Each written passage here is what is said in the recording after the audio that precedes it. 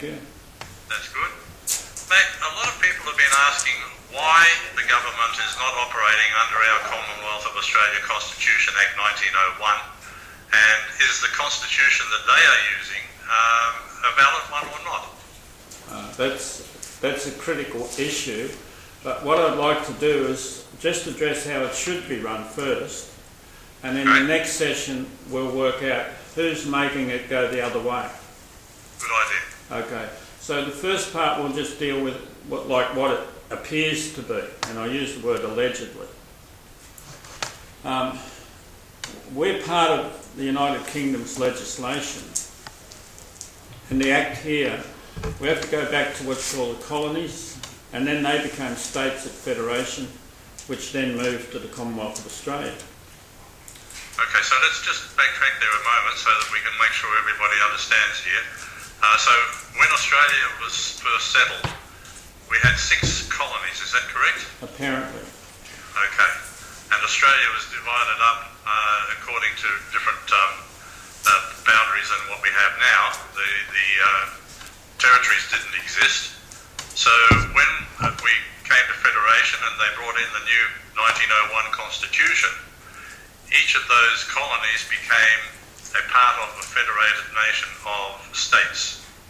Is that correct? There's a little secret hidden in there. Apparently it appears at Section 8 of the United Kingdom section of the preamble, where it retained the word one colony, and they haven't removed that. So that's right, we're still a British colony. Beg your pardon? That's right, we're still a British colony. And one colony, because it only says a colony. So somehow or other they've kept the word colony operative at federation. That's not a mistake. It's done deliberately. But apparently in the what's called the existing constitution or whatever, that's the principal person, and that is the monarch. Right. I don't think that a court would disagree with that. Now, I'm not talking about where it's gone pear-shaped. I'm just talking about what we allegedly know. But underneath the monarch then sits the Governor-General. Now, most people confuse the Governor-General's role with the Governor's role. They say, you're talking about the Governor-General. I said, no, I'm talking about the Governor. So these colonies that become states all then have governors looking after that part of the land they have to look after, and apparently responsible to the monarch, as in they are under the monarch. So essentially that's our what's called cover: the monarch, the Governor-General, and then the governors. Now underneath that umbrella sits the Solicitor Generals for the various states and the Attorney Generals. And who appoints them? Usually the Governor-General, allegedly, because the biggest problem you have, and it's a big problem, there seems to be a bridge between the monarch and the Governor-General. Now that starts with what's called letters patent. Letters patent preceded the Federation document. But the one I've got, a copy of the one I've got, which is only a 2-page A3 document, which is apparently the one giving the authority to the Governor-General to act in that capacity. The one I've got is not signed. And what date is that? 1900. It precedes Federation. So if it wasn't signed, then we never actually became a federated colony. Good point. Now remember, there's inbuilt tricks here. They're not accidents. That's why the word colony still appears in the preamble. That's why I handed up these letters patent in a magistrate's court many years ago. They're only like the ones I have, and if you see others, they're probably forgeries, because they don't put out two. They don't put out what's called a signed one and an unsigned one. That doesn't happen. If they found they had a problem, then they'll probably forge another document. But the one I have got is not signed. Now, when I handed it up in the magistrate's court a number of years ago, it's a big thing, A3, he's got one in his left hand and one in his right hand, 2-page thing. all beautiful with all that stuff around the edges. And he said to me, what am I looking for? I said, you're looking for a signature. And he said, there isn't one. And then he threw it on the floor between the bench and the bar table. Anyone else that produces one that's got a signature, I would ask, why is there two? An unsigned one. Now, no one would let an unsigned one walk out the door. This is only what you call how you think the document's through. Would they let an unsigned document go out there to have a look around? No, they wouldn't let that happen. If they found they had an unsigned one that should have had a signature on it, would they forge the signature? Possibly. So the originating letters patent should be under challenge. Reasonable comment? I agree. So let me just clarify this for listeners. So the original letters patent was unsigned, and that was to appoint the Governor-General. Is that correct? They're his instructions as to how he should be handling the country under the Queen. But right.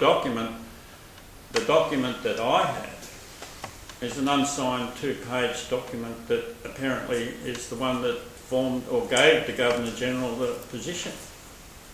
And the Are you sure this is a genuine document? I haven't got a clue. But what I am saying is, I've got an unsigned document. And now I'm saying that's an ordinary document to come under challenge in any court of law. And the only ones who can really look at it correctly will be UK authorities, not Australian authorities. And then they've got to put the other one on, what's called the signed one. And then you get a problem with just what's called, it may have a signature at the top of the document. That's not how you sign documents. Your signature part is always at the end of the document, so it really is a compilation of the contents of that document, not one at the top, and then you can add whatever you want underneath it. It doesn't work like that. So that's really what you call how we became or got a constitution. But we got a constitution from the United Kingdom that does not have a constitution itself. That creates a big problem. So the question becomes, well, what's the UK running under? They don't have a constitution. So how did we get out from that and become what we are? I've often wondered this. So we really don't have a constitution in the UK at all? There's none in the UK. So it's just run on common law and precedents? Statute law. Yeah, statute law. But there's two big statutes, and they are the cornerstone of the UK law. The 1688 Bill of Rights and the Act of Settlement in 1701. Now, the average Aussie, including the court people, haven't read those two documents, but they are incorporated into our Commonwealth Constitution at Section 49. They are inherent there. Right.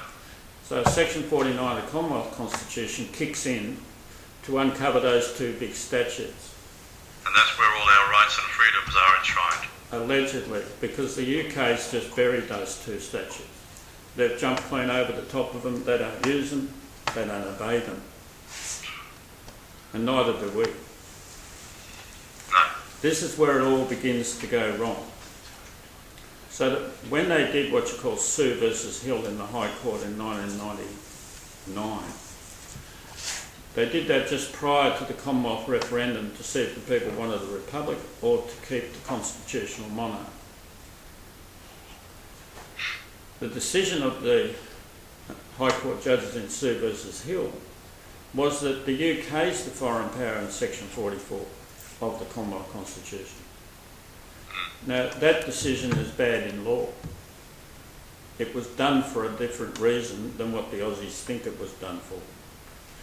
And they've seen the consequences of who's being chucked out of Parliament in the last year or two under Section 44, that's subsection 1. And most people have not read the whole of Section 44 correctly. There's a little bit at the bottom that doesn't seem to have a subsection. There's 5 subsections, but another little bit at the bottom, which is absolutely critical. It says, shall be incapable of being chosen. Now, do you know what those words mean? No. Now, why don't you know what they mean? There's a good reason to ask that. It means nobody's judged on those words. There's no court decision on those words. What it means is that the whole selection panel may be guilty of the crimes. Oh, dear me. Got it? Yeah. That means everyone who thinks I'm really important, I better be on the Labor Party selection panel, working out who the nominees will be and who the candidates are and all that sort of rubbish.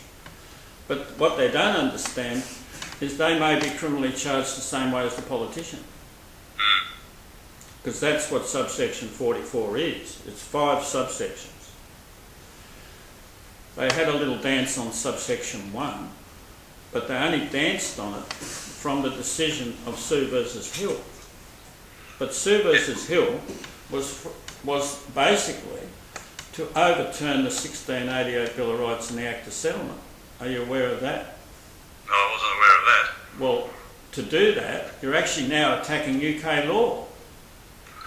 No, it's a real can of worms, because if you read section 44 carefully, it states that anyone can sit in our parliament who is a Commonwealth subject. And that means anybody from the UK, from Kenya, from South Africa, from India, anybody who was part of the Commonwealth, Canada, can sit in our parliament. And this is what they were going on about. We had all these people from different Commonwealth countries sitting in parliament. They said, no, you're not sitting here right. So who's right? Different the Constitution question. or these people? Different question. When Rudd became the Prime Minister and Gillian Gillard became the Deputy Prime Minister, from memory the year 2007, did they take the oath of allegiance that's in the Constitution? As far as I know, no. Yeah, they refused to. The Governor-General at the time was Jeffrey. So why did he let them sit in the Parliament when they refused to take the oath, which is compulsory at section 42? Section 42 makes it compulsory. The schedule then says what the words are. They didn't do that. Why did they not do it if this is the Constitution they were elected under? You know, like the process is they put up their hands and say, we want to be a politician. Some yahoo then nominates them with Rudd and Gillard. That's the Labor Party. But if you've got 10 people sitting at the selection panel for the Labor Party, are they caught by the bottom section, shall be incapable of being chosen? Fair comment? Yeah. So now we've got to what you call the basis of the alleged Constitution. In the next section, we're going to talk about what went wrong and how it's gone wrong. Okay, and then in the third section, we'll talk about how we can address that as the people. So let's break now.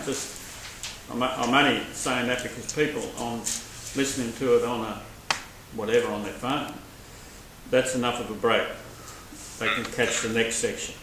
All right, Brian, thank you, and we'll be back soon, listeners. Thank you. With more head scratching. Okay, we're going